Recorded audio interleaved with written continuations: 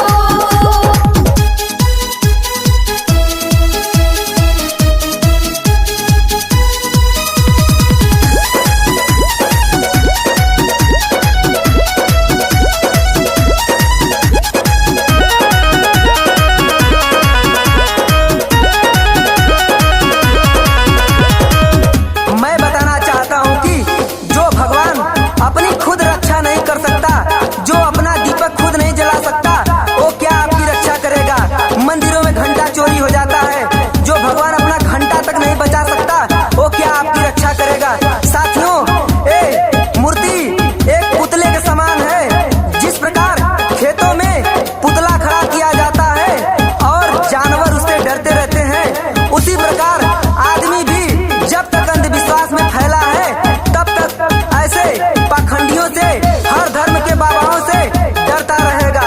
तो साथियों, अब समय आ गया है, अब युग बदल गया है। आप लोग शिक्षित बनिए, संगठित बनिए और संघर्ष कीजिए।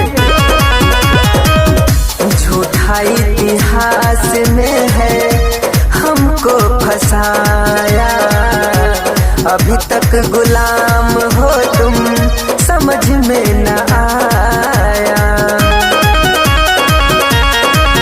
हाँ, झूठा इतिहास में है हमको फंसाया, अभी तक गुलाम हूँ मैं, समझ में न आया।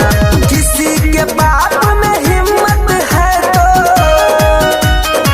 किसी के बाप में हिम्मत है तो सिद्ध करके दिखाओ, पाखंड हटाओ और देश बचाओ।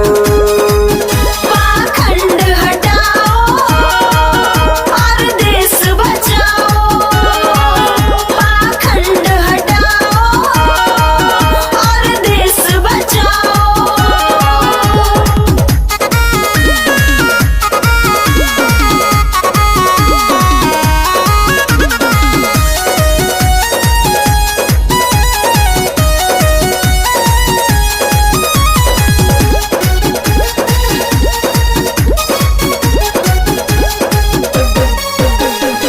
साथियों, किस भगवान की बात करते हैं? मैं बताना चाहता हूँ, जब आपको भोजन की जरूरत पड़ती है, राशन की जरूरत पड़ती है, किसान धूप में रात दिन मेहनत करके आपको भोजन उपलब्ध कराता है, उसकी मेहनत से आपको भोजन मिलता है। जब हमारे ऊपर कोई खतरा होता है तो हमारे देश का जवान हमारी रक्षा करता है। सीमा पे रात दिन -30 डिग्री के सेल्सियस में भी ओ खड़ा रहता है। इससे बड़ा हमारा कोई भगवान नहीं है।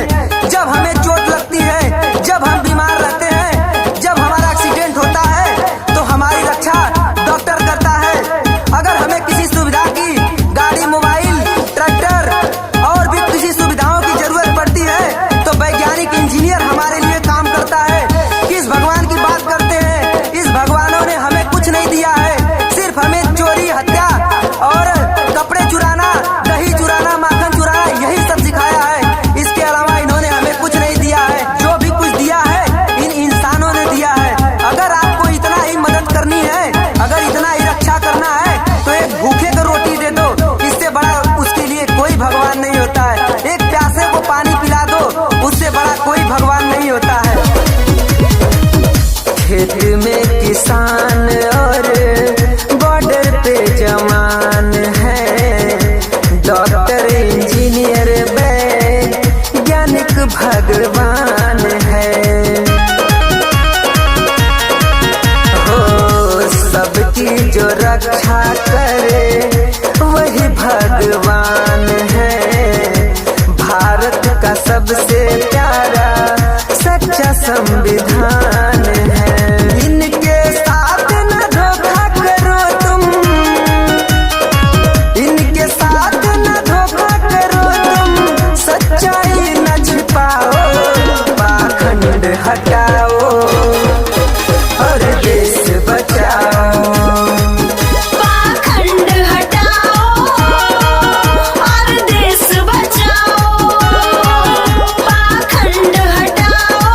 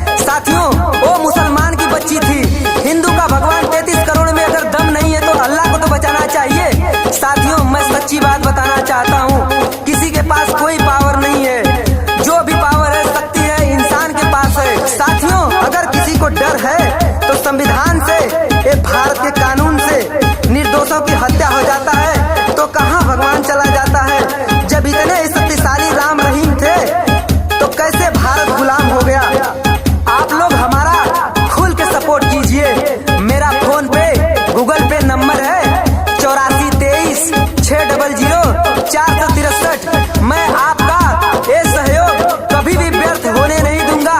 मैं देश को एक अलग इतिहास बना के दिखाऊंगा।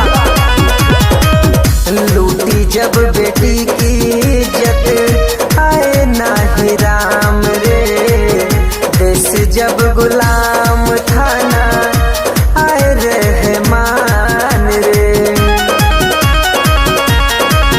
हाँ, लूटी जब